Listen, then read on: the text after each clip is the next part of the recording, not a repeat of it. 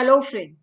Shashi Agrawal channel के अंदर मैं डॉक्टर शशि अग्रवाल वेलकम। और आज का जो हमारा टॉपिक है EXIM bank, export import bank, जो कि काफी सारे सब्जेक्ट्स के अंदर रिलेवेंट है और काफी सारे कॉम्पिटिटिव एग्जाम के अंदर भी ये रिलेवेंट है। अगर आपको मेरा ये एफर्ट सही लगता है तो डू लाइक माय वीडियो, इसको शेयर कीजिए और मेरे चैनल शशि अग्रवाल को सब्सक्राइब कीजिए। तो दिस इज माय ऐप, एडिसम ऐप, जिसको गूगल प्ले स्टोर से आप डाउनलोड कर सकते हो।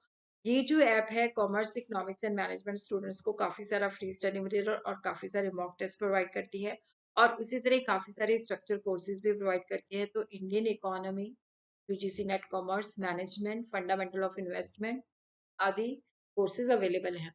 तो सबसे पहले हम देखते हैं कि 78 79 के अंदर मीटिंग कन्वीन की गई, जिसके अंदर था कि इंपोर्ट और एक्सपोर्ट को फिनांस करने के लिए हमें एक्सपोर्ट इंपोर्ट बैंक एस्टैब्लिश करना चाहिए।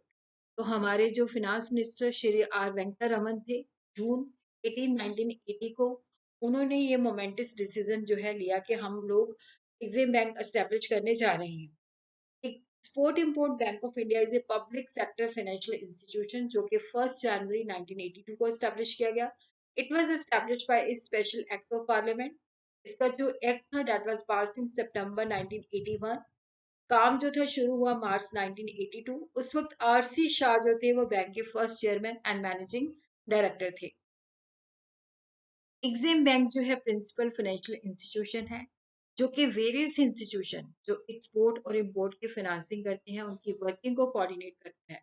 और उसी तरह जो हमारा एग्जिम बैंक है, ये जो एक्ट है ये एग्जिम बैंक को एम्पावर करता है कि वो एक्सपोर्ट के मैटर के अंदर कंसल्टेंसी रिलेटेड सर्विसेज भी प्रोवाइड करता है और उसी तरह थर्ड वर्ल्ड कंट्रीज के अंदर इंडियन लोगों को ज्वाइंट वेंचर एस्टेब्लिश करने में भी हेल्प करता है। एग्जिम बैंक जो है एक्सपोर्ट के रिलेटेड मार्केट स्टडीज भी कंडक्ट करता है, एक्सपोर्ट ओरिएंटेड इंडस्ट्रीज को फिनांस भी प्रोवाइड करता है और उसी तरह international merchant banking services by under writing the shares and debentures करके भी प्रोवाइड करता है। अगर हम प्रेजेंट बात करें तो जो एग्जिम बैंक का जो ऑब्जेक्टिव है ये है कि इंडस्ट्रीज और जो स्मॉल मीडियम एंटरप्राइजेज हैं उनके लिए एक ग्रोथ इंजन है और बहुत सारे प्रोडक्ट्स एंड सर्विसेज उनको प्रोवाइड करता है। और उसी तरह यहाँ पे ये जो एग्जिम बैंक है ये टेक्नोलॉजी इंपोर्ट करने में, एक्सपोर्ट की प्रोडक्शन करने में, एक्सपोर्ट की मार्केटिंग करने में, जैसे कि port shipment, pre shipment, overseas investment करने में भी हेल्प करता है। एग्जिम बैंक जो है extends line of credit to overseas financial institution, जो बाहर फाइनेंशियल इंस्टीट्यूशन एस्टैब्लिश्ड है, रीजनल डेवलपमेंट बैंक्स है, सॉवरेन गवर्नमेंट्स है, अदर एंटिटीज।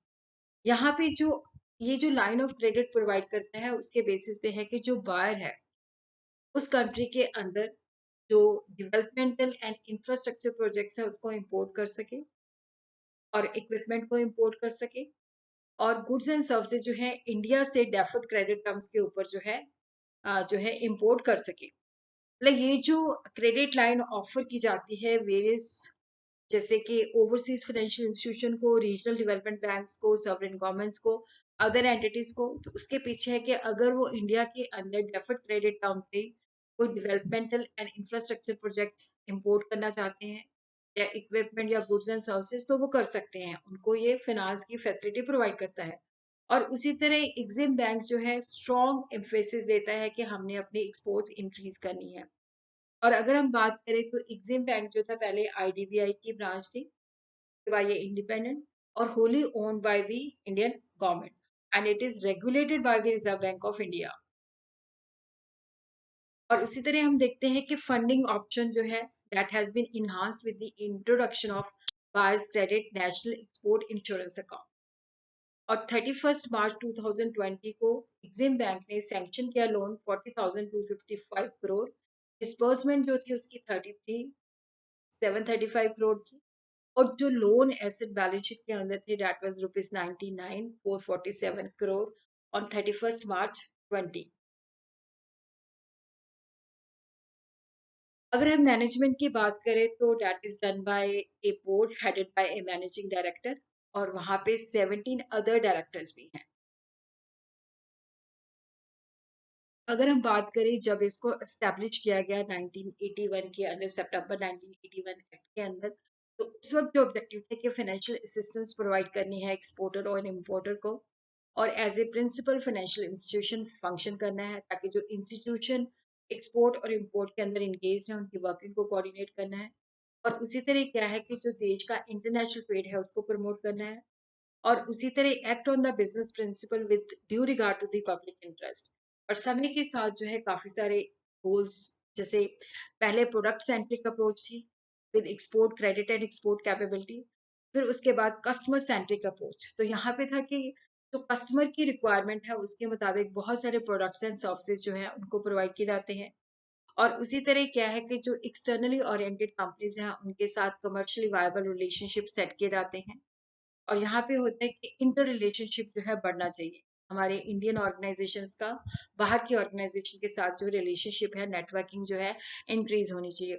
और बैंक का जो मिशन है that is to facilitate the globalisation of Indian business. Exim bank के जो फंक्शन है bars credit, it is a credit facility programme, जो कि जिसके तहत जो है इंडियन एक्सपोर्टर जो है फिनांस करवा सकते हैं और बाहर जो है वो नए एरियाज, नए देशों को जो है एक्सप्लोर कर सकते हैं। कॉर्पोरेट बैंकिंग के अंदर बहुत सारे फिनांसिंग प्रोग्राम्स हैं जो कि इंडियन कंपनी की एक्सपोर्ट कॉम्पिटिटिवनेस को इन्हांस करते हैं। और उसी तरह line of credit to Indian exporter to help them to expand new geography uses a line of credit as an effective market entry, कि जो एक्सपोर्टर्स हैं वो लैक ऑफ फिनांस की वजह से उनका काम रुकना नहीं चाहिए। अगर वो बाहर दूसरे देशों को एक्सप्लोर करना चाहते हैं तो लाइंस ऑफ क्रेडिट प्रोवाइड की जाती हैं। और उसी तरह overseas investment finance, it offer term loan to Indian company for equity investment in their overseas joint venture or wholly owned subsidiary। तो ये overseas भी investment provide करता है कि अगर इंडियन कंपनी जो है बाहर के देशों के अंदर they wanted to set up their joint venture और wholly owned subsidiaries। और उसी तरह क्या है कि ये encourage करता है कि यहाँ पे हमें काफी सारा जो इंडिया के अंदर जो है वो बाहर जो है एक्सपोर्ट करे। और मार्केट एडवाइजरिंग सर्विसेज भी प्रोवाइड करता है, ताकि उनको मतलब जो है ग्लोबलाइजेशन के अंदर भी हेल्प करता है कि ओवरसीज वो डिस्ट्रीब्यूशन पार्टनर लोकेट करने में भी हेल्प करता है, अपॉर्चुनिटीज को फाइंड आउट करने में भी हेल्प करता है, ताकि वो जो इंडियन कंपनीज है बाहर अपने प्रोजेक्ट सेटअप कर सके। उसी तरह रिसर्च करने के अंदर भी हेल्प करता है, जो अपॉर्चुनिटीज है उनको किस तरह से आइडेंटिफाई करना है। और एक्सपोर्ट के रिगार्डिंग भी जो है उनको इंफॉर्मेशन प्रोवाइड करता है, स्पोर्ट सर्विसेज प्रोवाइड करता है, ताकि वो इंटरनेशनल लेवल पे जो अपनी कॉम्पिटिटिवनेस है उसको एनहांस कर सके, अपॉर्चुनिटीज जो है उसको एक्सप्लॉइट कर सके और जो रिस्क है उसको मिनिमाइज कर सके। रोल जो है definitely it provide finance import और export of goods and services, क्योंकि it is the apex institution जो कि इंपोर्ट और एक्सपोर्ट के मैटर में है। और it also finances the export and import of goods and services from country other than India. और उसी तरह ये जो है फाइनेंस करता है कि जो हमने मशीन जो है लीज या हायर परचेज पे लेनी है तो उसकी फाइनेंसिंग भी करता है। और उसी तरह वेरियस इंस्टीट्यूशन को रीफाइनेंसिंग की फैसिलिटी भी प्रोवाइड करता है। और अगर इंडियन कंपनी ने बाहर ज्वाइंट वेंचर सेटअप करना है तो वहां पे भी फंड्स की फैसिलिटी देता है, टेक्निकल और अदर असिस्टेंस भी प्रोवाइड करता है। और मर्चेंट बैंकर के रोल में भी अपना फंक्शन परफॉर्म करता है। और उसी तरह उनके जो शेयर्स हैं, debenture, stock, bonds of company जो फॉरेन ट्रेड के अंदर इंगेज हैं उनकी अंडरराइटिंग में भी हेल्प करता है। और उसी तरह ये एडवाइजरी सर्विसेज के अंदर भी मतलब एडवाइस भी करता है कि किस तरह से हम एक्सपोर्ट को ज्यादा कॉम्पिटिटिव बना सकते हैं।